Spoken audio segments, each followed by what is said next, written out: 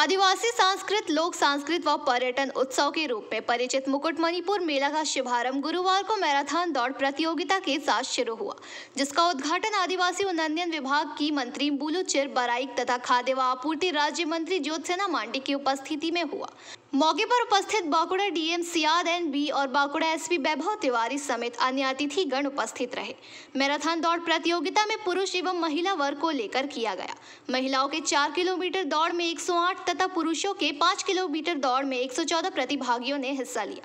प्रतियोगिता का शुभारंभ परेशनाथ आउटपोस्टन से शुरू होकर 0 पॉइंट पर समाप्त हुई। इसके बाद रंगारंग कार्यक्रमों के मध्य मुकुटमणिपुर आदिवासी संस्कृति व लोक संस्कृति से परिपूर्ण मुकुटमणिपुर मेला का शुभारंभ हुआ, जिसके उद्घाटन विभागीय मंत्री ने किया।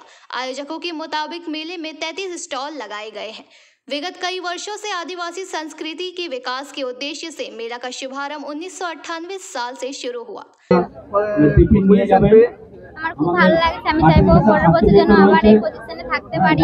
মেয়েদের জন্য এইসব করেছে, সুযোগ সুবিধার জন্য খুব ভালো লাগছে দৌড়ে। এর আগে অংশগ্রহণ করেছিলে কোনো মেলা? না না, এই প্রথমবার অংশগ্রহণ করলাম। গ্রামে করি, বাট এরকম জায়গাতে করিনি, এখানে প্রথম করলাম। কি নাম, কোথা থেকে আসছো? কুলডিয়া থেকে এসেছি, Rani Karmakar, Sarenga block. Thank you. কেমন এই অনুষ্ঠান কেমন হলো? খুব সুন্দর হয়েছে। আজকে আমাদের জেলার মাননীয় ডিএম স্যার, এসপি স্যার, আমাদের মাননীয় মন্ত্রী, আমাদের আদিবাসী দপ্তরের মন্ত্রী এবং খাদ্য দপ্তরের প্রতিমন্ত্রী দুজনেই ছিলেন। খুব সুন্দর বর্ণাঢ্যভাবে পায়রা ঘোরানো এবং বেলুনের মাধ্যমে উদ্বোধন হলো। প্রায় শতাধিক পার্টিসিপেন্ট এখানে ছিলেন এবং প্রাইজ ডিস্ট্রিবিউশনও সম্পূর্ণ হলো।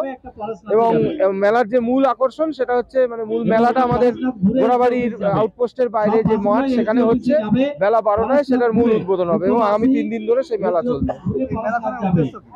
এটার মূল উদ্দেশ্য হচ্ছে গ্রিন প্ল্যানেট, অর্থাৎ আমাদের যেহেতু আস্তে আস্তে সবুজ হারিয়ে যাচ্ছে, তো প্রকৃতি যাতে আবার সবুজায়নে ভরে ওঠে, চারিদিকে গাছ লাগানো হয়, এইটাই মূল মেসেজ, যার জন্য নাম দেওয়া হয়েছে গ্রিন ম্যারাথন। बांकुड़ा से अनुप रॉय की रिपोर्ट, पीबीटीवी न्यूज।